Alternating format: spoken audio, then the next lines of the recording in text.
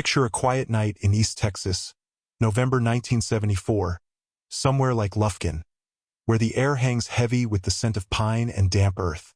Rain's drumming down, a relentless patter against the tin roofs and the sprawling branches overhead, turning the streets into glistening ribbons of black. At 112 Pinewood Lane, the DeFeo family's house stands out. A grand, weathered two-story with peeling white paint, a wraparound porch creaking under the storm, and windows glowing faintly against the dark. It's no ordinary home. It's a prize, bought outright with cash from DeFeo Auto, the family's car repair dynasty that's kept them flush for decades. Inside, it's a bustling hive. Ronald DeFeo Sr., 43, a burly man with a voice like gravel and a temper to match, rules the roost. Louise, 42, his softer half, keeps the chaos in check with her gentle hands and warm smile, and their 5 kids fill the space with life. Ronald Jr., 23, the eldest, a lean figure with restless eyes and a chip on his shoulder. Dawn, 18, the artistic soul sketching her way out of small-town life. Allison, 13, shy and bookish. Mark, 12, all energy and football dreams. And Johnny, 9, the wide-eyed baby trailing his siblings like a shadow. They're the picture of a tight-knit clan. Sunday suppers, loud laughter, a family that fills the house with warmth. But beneath the surface, there's a tension brewing, a storm of its own kind, and it's about to break wide open. Ronald Sr. is the backbone here, a self-made titan who turned a greasy garage into a local empire, fixing up Fords and Chevys for half of Lufkin. He's proud, loud, the kind of guy who'd rather yell than whisper, especially at Ronnie Jr., his firstborn and biggest disappointment. Louise is the counterweight, patient, nurturing, the mom who'd stitch up a torn shirt or whip up a batch of cornbread to soothe a bad day. The younger kids are thriving in their own ways. Dawn's got sketches pinned to her walls, dreaming of art school in Austin. Allison spends hours lost in library books, her quiet voice barely rising above the family din. Mark's always tossing a ball in the yard, hollering about the Longhorns, and Johnny's the tag-along, chasing the dog or begging for one more story. But Ronnie Jr. is a different beast. He's the odd man out, dropped out of Angelina College after a semester, bounces between grunt work at the shop and late nights at dive bars, his temper flaring like a struck match. Neighbors mutter about him, caught siphoning gas from a truck last year, brawling outside the rusty spur, a kid who's never quite fit the DeFeo mold. There's an edge to the house itself, too, something beyond the creaking stairs and the basement that floods every time the Angelina River swells. Louise has been saying lately she hears things, soft thumps in the night, footsteps when the kids are asleep. Ronald Sr. scoffs. Old houses settle, he insists, pouring another beer. But the younger ones feed off it, swapping tales about ghosts in the attic or shadows in the halls. Ronnie Jr. takes it further. He's been brooding more, locking himself in his room with the curtains drawn, muttering about how the place is wrong, how it talks to him. Dawn calls him crazy. Mark laughs it off. But there's a heaviness in his words now, a darkness creeping into his stare.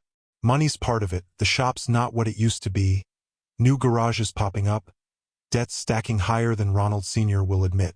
He's been riding Ronnie hard. Get a real job, pull your weight, this is your legacy. And the fights are explosive, shouts rattling the windows, fists slamming tables.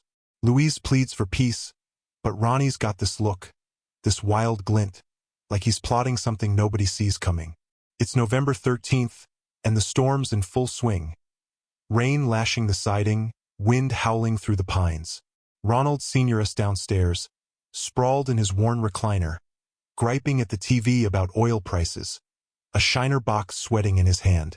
Louise is in the kitchen, knitting a scarf for Johnny, humming Amazing Grace under her breath.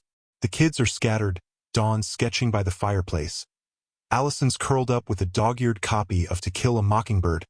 Mark and Johnny tussling over a Superman comic on the rug.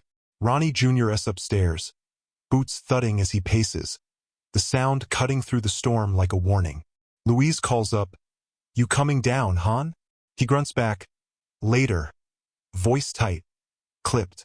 The clock ticks past midnight, rain pounding harder, And there's this feeling, like the house is holding its breath, like something's coiled and ready to strike. Nobody knows it yet, but 112 Pinewood Lane is a stage set for a tragedy that'll echo for decades.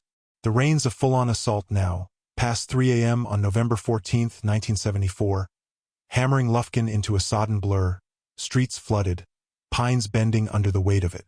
Inside 112 Pinewood Lane, the DeFeo house is a tomb of silence, until it explodes. 6 gunshots tear through the night, muffled by the storm's roar but brutal, precise, each one a thunderclap of its own. Ronald Sr.'s in the master bedroom, face down in his boxers, 2 bullets ripping through his back, blood pooling under him like ink. Louise is next to him, nightgown soaked red, a single shot to her chest, her knitting needles still clutched in her hand. Down the hall, Dawn sprawled across her bed, sketches scattered, her head shattered by a blast. Allison's curled under her quilt, shot through the temple, her book splayed open beside her. Mark's in his twin bed, football trophy glinting in the dark, chest torn open by a bullet. Little Johnny's tangled in his sheets, a hole in his forehead, eyes wide like he saw it coming. 6 lives, snuffed out in minutes, the rain washing away the echoes as if it never happened. Ronnie Jr.'s the only one left, standing in the dim glow of a hallway lamp, .35 Marlin rifle still warm in his grip, breath heaving, rain streaking the windows like a shroud. He doesn't stick around long, dawn's breaking, gray and bleak, when he stumbles out, boots squelching through the mud. He bangs on Joe Carver's door, a grizzled neighbor 3 houses down who's half asleep and hard of hearing. Ronnie's a wreck, shirt splattered with blood, hair plastered wet, hollering, "They're all dead. Someone shot my family." Joe blinks, fumbles for his glasses, then dials the sheriff, voice shaking as he repeats Ronnie's words. Within an hour, Pinewood Lane's a circus. Sheriff's deputies, flashing lights cutting through the mist, neighbors in robes clutching coffee mugs, staring in disbelief. Deputies step inside and freeze. Ronald Sr.'s body sprawls heavy. Louise's beside him, a tableau of slaughter. The kids' rooms are worse. Dawn's blood paints her sketches. Allison's quilt is a crimson shroud. Mark and Johnny lie twisted. Their childhoods ended mid-breath. Ronnie's outside, slumped on the curb, sobbing into his hands, wailing, "I came home and found him like this." He's trembling, voice raw, playing the part of a broken son. But there's something in his eyes, a flicker that doesn't fit. Sheriff Dan Hargrove takes charge, a wiry man with a smoker's rasp, pulling Ronnie to the station for a statement. They sit him down with a styrofoam cup of coffee. "Keep it soft at first. Tell us what happened, son." Ronnie's story spills out fast. He was at the Rusty Spur till 2 a.m., drinking Lone Stars with some roughnecks, drove home in his beat-up Chevy pickup, walked in around 3:30, saw the bodies, ran to Joe's. He's insistent. "I didn't hear nothing. The rain was too loud. But it's shaky." The bar's a 10-minute haul. Joe says Ronnie knocked at 6, and he was calm till he started crying, like he flipped a switch. Deputies scour the house. No busted locks, no muddy tracks from an outsider, just blood and silence. The rifle's there, leaning in Ronnie's room, barrel still faintly hot, spent shells glinting on the floor.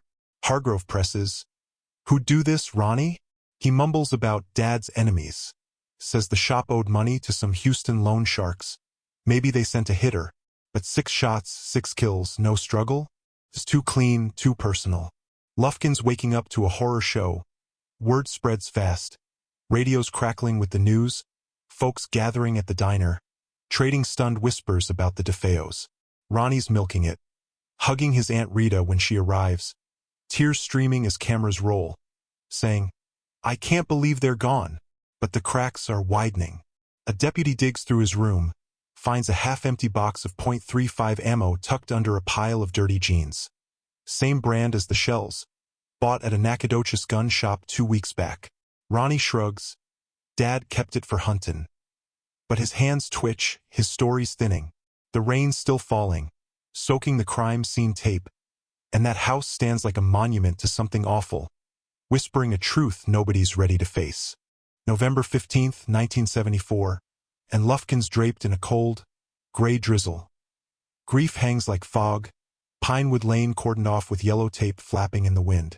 Sheriff Hargroves had enough of Ronnie DeFeo Jr.'s tears. By midday, he's slapping cuffs on him, charging him with 6 counts of murder. The station's a madhouse. Deputies barking orders, phones ringing off the hook, locals crowding the steps, hungry for answers. Ronnie's still clinging to his tale. I didn't do it, someone else was there. But it's falling apart fast. No signs of a break-in, just a family executed in their sleep, and that rifle with his fingerprints smudged all over the stock. Hargrove's peeling back the mask now, and what's underneath is a tangle of greed, rage, and something unhinged. They've got a motive brewing, and it's ugly. The DeFeo estate's a gold mine. House worth $80,000. The auto shop pulling in steady cash, savings and insurance pushing it past $200,000. Split 6 ways, it's a chunk. Alone, it's a fortune. Ronald Sr. kept Ronnie on a short leash. $20 here, $50 there, treating him like a kid while he blew it on whiskey and cards. Deputies hear from a barfly. Ronnie griped loud last month, said, I ought to get what's mine. Then there's the drugs. Cocaine dusting his nightstand, pills in his sock drawer, a habit bleeding him dry. He's been running with a Houston crew, owing dealers more than he can pay. Was it the money, a way out, or something darker twisting in his head? Hargrove's betting on a mix of all three, a cocktail of desperation and hate. The house is a treasure trove of damnation. Blood spatter paints a story. Each shot fired close. No fight, no screams, just the storm's cover. Ballistics nail the rifle, shells match the box, and a clerk at the gun shop IDs Ronnie. Came in October, paid cash, didn't blink. They haul him in for a real grilling. Why'd you do it, boy? And he's a mess, sweat beading, eyes wild. He flips the script, says the house told him to kill, voices in the walls saying his family was evil. It's crazy talk, but there's a thread shrinks later peg him as paranoid, volatile, a mind teetering on the edge. He's yelling 1 minute, I didn't mean it, then blank, staring at the floor like he's gone. Lufkin's a wreck. Church bells toll for the DeFeos. Kids clutch parents' hands, staring at Ronnie's face on the evening news like he's a boogeyman. He's shutting down now, lips sealed, but the evidence is a chokehold, motive, weapon, a night of slaughter pointing straight at him. The sheriff's building a cage, brick by bloody brick, and it's all heading for a showdown nobody can unsee. July 1975, and the Angelina County Courthouse in Lufkin is a pressure cooker. Summer heat seeping through the walls, tension thick enough to choke on. Ronnie DeFeo Jr.'s trial is the talk of Texas. 6 murders, a family gunned down, a town still reeling. He's 24 now, slouched in the defendant's chair, hair greased back, face a mask as prosecutors unpack the nightmare. Ronald Sr., Louise, Dawn, Allison, Mark, Johnny, shot dead in their beds, rain drowning their last breaths. The courtroom's jammed. Grieving aunts and uncles, curious locals, reporters scribbling every twitch. Ronnie's lawyer, Bill Weber, goes hard on insanity. He's not right, hears voices, lost control. But the DA's got a fortress. The rifle, the ammo, a son with everything to gain. They roll out the horror. Crime scene photos flash on a screen, blood-soaked mattresses, Ronald Sr.'s hulking form riddled with holes, Louise's lifeless hand still curled. The kids' rooms are gut-wrenching. Dawn's sketches splattered red, Allison's book fallen open, Mark and Johnny tangled in death. Deputies testify, rifles Ronnie's, prints match, shells from his stash. Barflies take the stand. He bragged about taking care of his dad, hated the handouts. The gun clerk's next. Ronnie bought the ammo his day, no hesitation. The DA's brutal. Greed drove him. $200,000 estate, debts piling, drugs eating his soul. Weber fights back. Paranoia, hallucinations, a house that spoke. 2 shrinks duke it out. One says sociopath, cold and calculating. The other, a broken mind hearing commands. Ronnie testifies, voice monotone. Says the walls ordered it. His family had to go. His stairs empty, chilling. The room's a powder keg. Jurors flinch at the gore. Louise's sister wails. Ronnie's cousin storms out. Weber leans on the eerie. Cursed house, supernatural push. But the DA hammers. Money, rage, a plan executed in cold blood. Closing's a slugfest. Prosecution brands him evil incarnate. Defense pleads he's sick, not wicked. November 21st, it's over. Guilty, 6 life terms. Cheers erupt, tears fall, Ronnie smirks. A flicker of defiance or madness, nobody's sure. December 4th, 1975, and Ronnie DeFeo Jr. is shipped to Huntsville Unit. A lifer at 24, locked in a cell where the rain can't reach. Lufkin's courthouse fades to silence, but the scars gape. 6 headstones at Rosewood Cemetery. A family erased in a night. Ronnie's cocky at first. Appeals fly, he spins yarns about mob hits, Dawn pulling triggers, but it's hot air. Psych reports pile up. Narcissist, maybe schizophrenic, a brain that saw kin as obstacles. He paces his cage, ranting about ghosts, while survivors, cousins, aunts, pick up pieces, avoiding Pinewood Lane like it's cursed. The house sells cheap, torn down by 76, but its shadow lingers. The estate's divvied among kin, tainted cash nobody spends. Insurance, shop profits, a bitter haul. Lufkin heals slow. Folks whisper DeFeo like a hex, locking doors tighter. Ronnie's locked forever. Life means life in Texas, while the why, greed, madness, both, fades into myth.